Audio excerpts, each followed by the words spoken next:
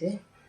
और दोस्तों, आज मैं दिल्ली जंतर मंतर पे जो धरना प्रदर्शन हो रहा है युवाओं का, उसके बारे में बात करना चाहती हूँ, क्योंकि हमें भी अधिकार है, हम भी इस देश के नागरिक हैं, हर किसी को बोलने का अधिकार है। तो मैं ये बोलना चाह रही हूँ कि जो इन युवाओं का ये खून बह रहा है, इन पे ऐसी लाठीचार्ज हो रही है, तो कसूर क्या है इनका? जिन 30 युवाओं ने अपनी आत्महत्या कर दी है, इनका क्या कसूर था? सिर्फ ये ना कि इन्होंने पेपर दिए, इन्होंने पढ़ाई की, रात दिन पढ़ाई करी, पेपर दिए, पेपर लीक हो गए, क्या बीती होगी इनके जीवन में? जो ऐसे तो कोई आत्महत्या नहीं करता ना,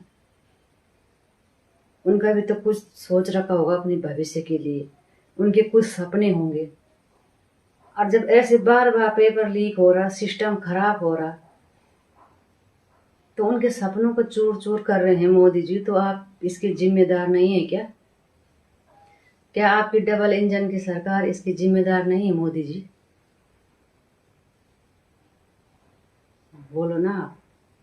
आप बोलते हैं राहुल गांधी पप्पू है, राहुल गांधी देश चलाना नहीं आता। हम मानते हैं राहुल गांधी पप्पू है, राहुल गांधी को देश चलाना नहीं आता, उनको भाषण देना नहीं आता, आपकी तरह बड़े बड़े भाषण नहीं दे सकते वो है।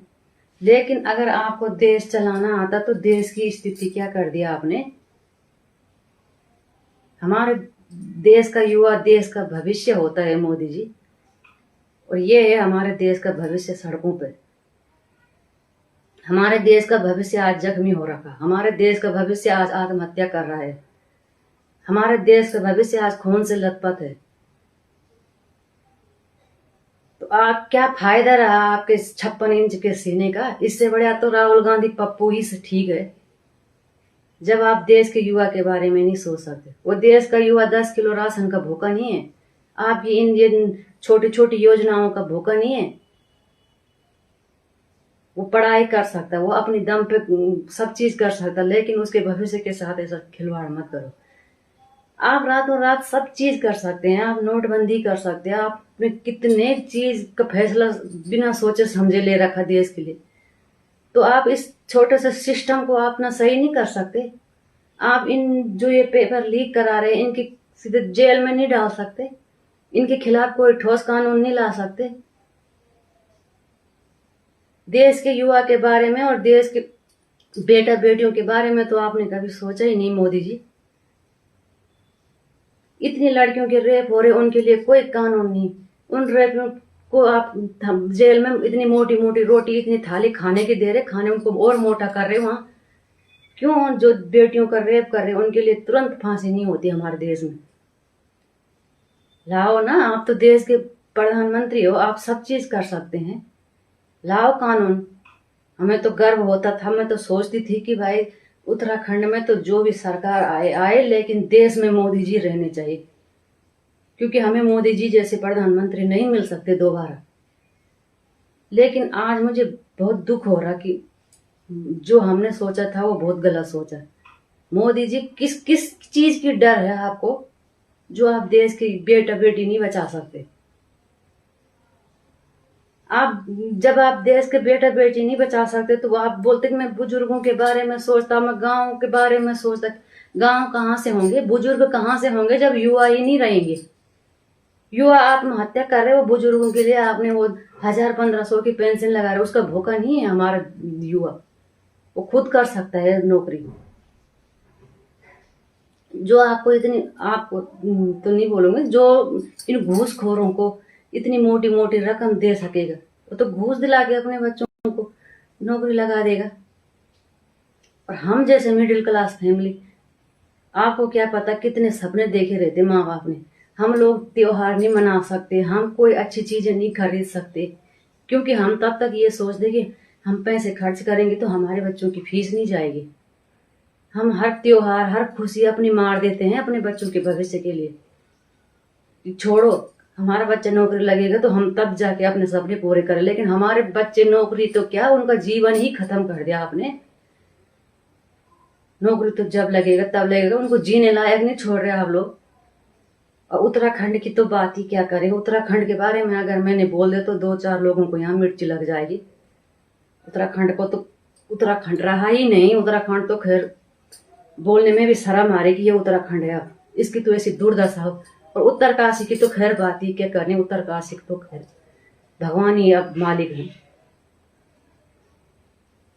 तो इसलिए मोदी जी आपसे हाथ जोड़ के विनती है, आप पे बहुत भरोसा है हम लोगों को। हमें बहुत गर्व है आप पे कि आप हमारे देश के पीएम हैं और आप सब कुछ कर सकते हैं। तो अगर आप सच में इस देश के लिए कुछ करना चाहते हैं तो इन बच्चों के भविष्य का सुधारो। दे सकते हैं आपको 30 बच्चों ने, कल मैंने वो वीडियो देखी उस पर 30 बच्चों ने जो सुसाइड कर रखा, जिन्होंने आत्महत्या करी, उनके माँ बाप को उनके बेटे लौटा लोगे? अगर आप उनके बेटे लौटा सकते तो लौटा दो। कितने सपने देखे होंगे उन माँ बाप ने अपने बच्चे के लिए कि हमारा बच्चा, मैं तो बोलती हम लोग हाई स्कूल इंटर के पेपर देते हमारे बच्चे, हम रात रात सोते नहीं, उनके साथ खड़े रहते। और जिनके बच्चे नीट की तैयारी करें उन पेरेंट्स के बारे में सोचो ना। ये बच्चे का ही पेपर नहीं होता, माँ बाप की भी परीक्षा होती। माँ बाप भी रात दिन सोता नहीं अपने बच्चे के लिए कि मेरा बच्चा कहीं नौकरी लगेगा। और आपने उन माँ बापों को और उन बच्चों के कत्ल कर दिया वहां, उनके जज्बातों का। तो इसलिए मोदी जी अभी भी टाइम है, अभी भी टाइम है, आप इस देश के सिस्टम को सही करो। मैं नहीं जानती कौन है ये कॉकरोच पार्टी। अगर ये कॉकरोच आपको लगता है कि ये कॉकरोच पार्टी में कोई आतंकवादी है, कोई ऐसे लोग हैं जो देश की छवि खराब करना चाहते हैं, देश में वो क्रांति फैला रहे हैं, तो आप उन लोगों को जेल डालो ना। आपके पास तो सब कुछ है, आपकी डबल इंजन की सरकार है, पकड़ो उन लोगों को। ये कॉकरोच हम नहीं जानते कौन है ये कॉकरोच, हटाओ इन कॉकरोचों को।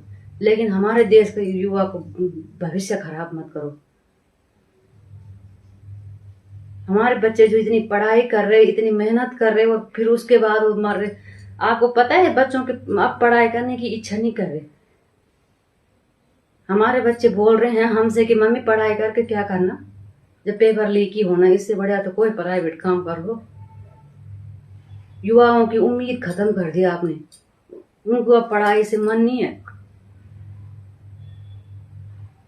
तो इसलिए मोदी जी ऐसे काम मत करो, इस देश को बचाओ। अभी भी आप बचा सकते हो। और अगर आपने नहीं बचाया, इन युवाओं के भविष्य को नहीं सुधारा, कोई नया कानून नहीं लाया, तो अभी तो ये युवा सड़कों पर बैठे हैं, इनका खून बह रहा है, ये मर रहे हैं, लेकिन आने वाला भविष्य में आप खून के आंसू रोओगे। ऐसा मत सोचना कि आपके पास डबल इंजन की सरकार है, आप कुछ भी कर सकते हैं, हर किसी का मुंह बंद कर सकते हैं। कितनों लोगों का मुंह बंद करोगे आप? कितने लोगों के बलि दोगे आप?